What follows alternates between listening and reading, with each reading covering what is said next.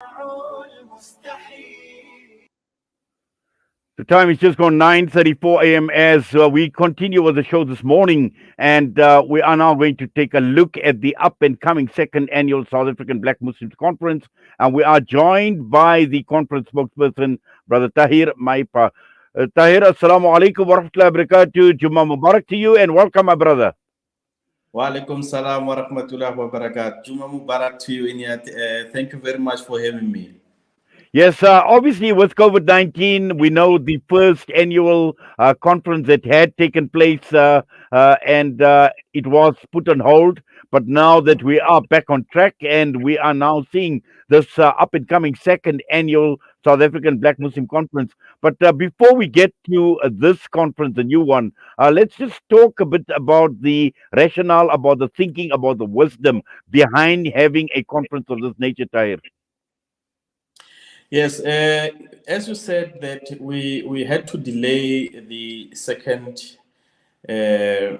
stage of this conference due to COVID issues that we have had across the globe.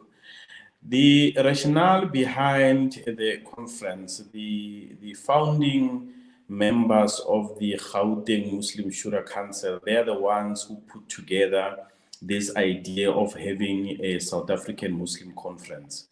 And the reasoning behind that was the fact that we as Black Muslims, and majority of us happen to be first generation Muslims in our families. Obviously, we wanted to come up with an Islamic approach that responds to where we come from and the challenges that we have as first generation Muslims. And there's a number of things that we had to face as Muslims, especially those who come from underprivileged background. For instance, one of the things, and I like telling this story because it's one of the most funniest things that one would come across, but yet very disturbing. You embrace Islam, one of the first things you are told is that, look, now that you are a Muslim, you have taken the kalima, you are as good as new, it's like you are a newborn baby. So one of the things that you need to stop is to make sure that you really try your level best to stay away from haram, especially the basic things, which is a good advice that we all accepted. But it became a little bit dicey when you are unemployed, you are still under the care of your family, and you are told that you can't eat from your mother's cooked food because of its haram. You now need to start eating halal food without really getting a proper understanding of what does halal really mean. Now you're sitting in a fix. Your mother cooks. All of a sudden, you tell your mother that you can't eat her food. Now you're being asked why? Because your food is haram. What is haram? It's not permitted for me to consume. And I'm not talking about the extreme consumption of food like eating pork and all that. I'm talking about normal food that you'll get in many families. And by the way, we most of us, we grew up in families that in any case pork was prohibited.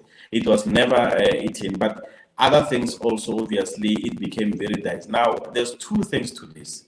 It's compliance to what is termed to be halal, and denying or hating your mother, telling your mother that you cannot consume their food. And this is just a small example that I'm giving you, but there's a number of things that our brothers who come from Indian, whether Indian background or Somalian background or Pakistani background, you can name it. Those who grew up within the Islamic environment, they've never went through what we went through as Black Muslims, first generation Muslims. The challenges that we had to face in the townships, alcoholism, abuse, and many other things that comes with it. And it's very difficult to come to me and say that I want to resolve your problem that you have never experienced, you have never even come. You come with simplicity kind of solutions that practically are not workable. So we felt that, you know what, we need to come together as Black Muslims and deal with these challenges that we are facing and come up with ways to deal with them. And that's one aspect. The other aspect is issues of economic development.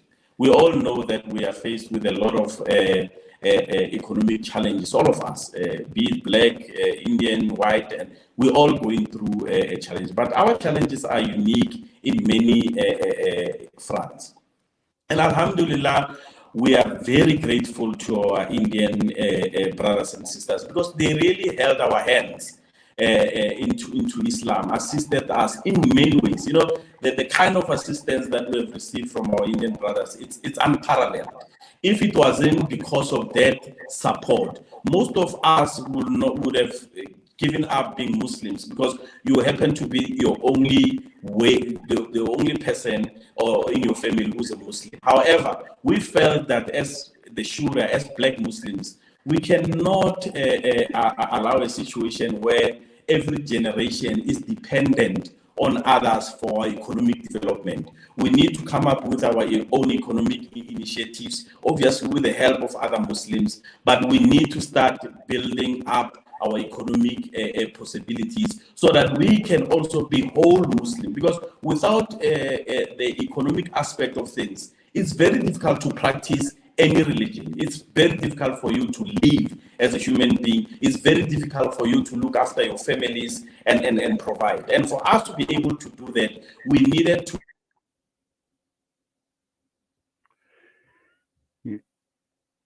Yes, I think we lost Tahir Maepa for a minute or so. Tahir, I'm sorry we lost you for a minute, but I think, I hear what you're saying. And obviously, Tahir, we've had people that have expressed certain concerns, sometimes even to the point where they're being critical. Why call it a South African Black Muslim conference? But I think for the reasons that you've outlined, when you're talking about the uniqueness, about the challenges that you face, these are challenges that are not faced by the other communities.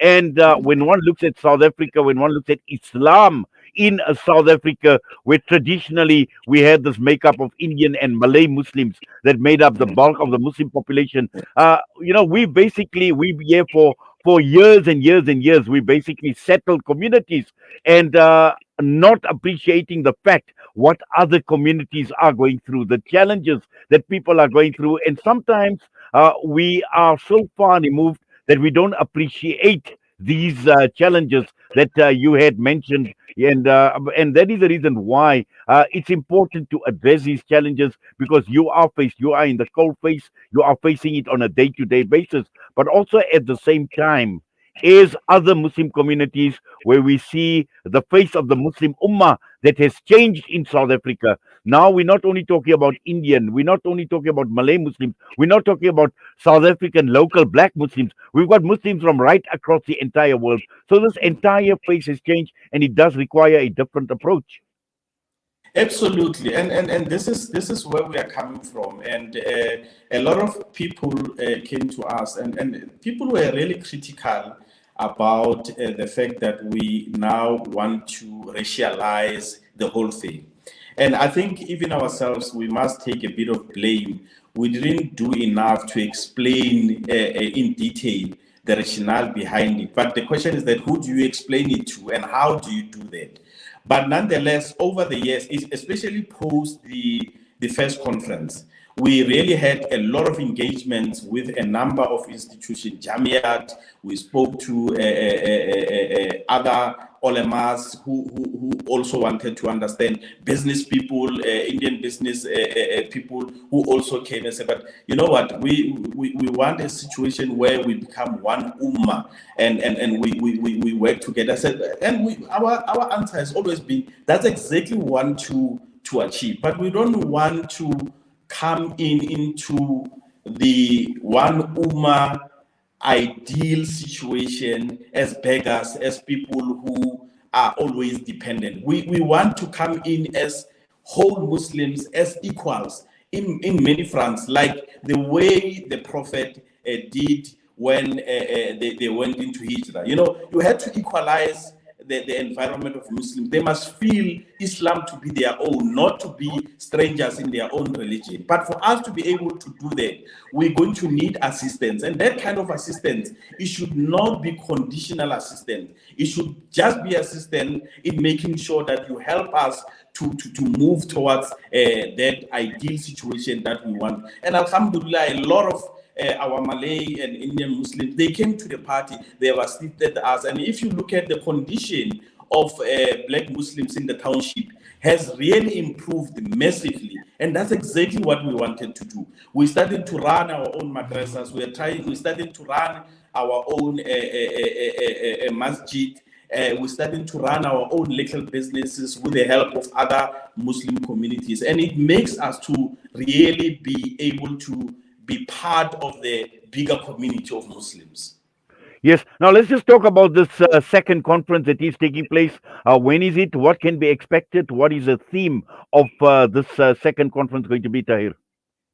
The second conference is going to be taking place in the week of the 18th of June, and it's going to take place in Mayfair at the Palm Hotel, like with the same venue that we used the previous time. Now, the theme of this particular conference is economic development. That is the main theme, because like I said, we need to be able to move forward, because without economic emancipation, without us being economically active, we will not be able to achieve our objectives as black Muslims. So that is going to be the center of the conference. Obviously, there's many other things that will be receiving reports from different communities across the country, especially from the townships, in terms of the progress that has been made and what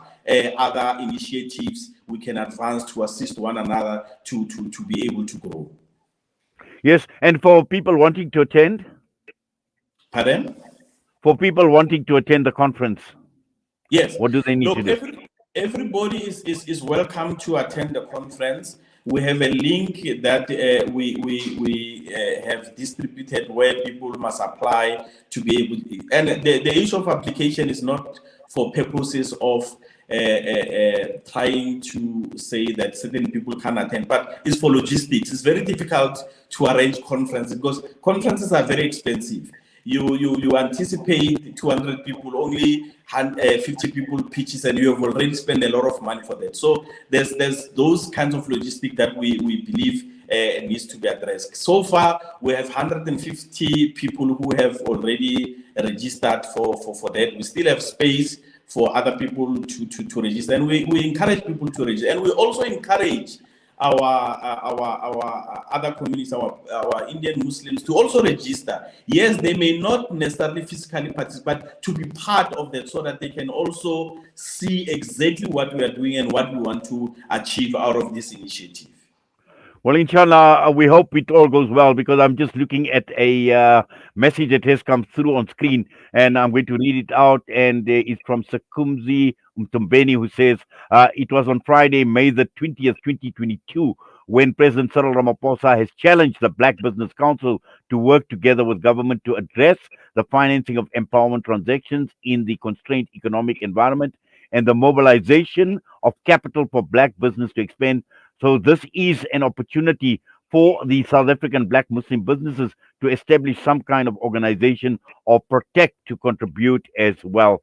So this was a message that came through, and I'm sure, as you mentioned, Tahir, the theme of the conference is going to be economic development, economic empowerment, and the like as well. And I'm sure it's going to be a very, very interesting conference, as was the first one, which highlighted many of the issues. And this is something that we need to take up, we need to take notice of, but more importantly, as an ummah, to work on these issues and to move forward as a united and one ummah and a single ummah. That, as you mentioned, that was the ummah that Nabi Sallallahu Alaihi Wasallam dreamt of. That is an ummah that Nabi Sallallahu Alaihi Wasallam had established in Medina when he established the first Islamic government.